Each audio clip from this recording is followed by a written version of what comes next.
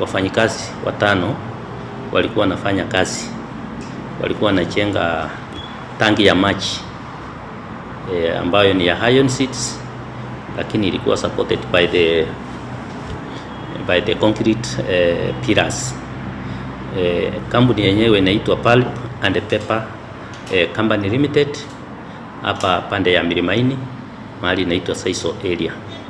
So hawa wafanyikazi 5 walikuwa na tengeneza hii tank na katika hiyo mwendo wa saa 8 hiyo tank ili collapse. The pillars ni kama zilikuwa weak, zika collapse, and on the process wafanyikazi 3 kati ya wale 5 wakaweza kuangukiwa na hiyo tank, na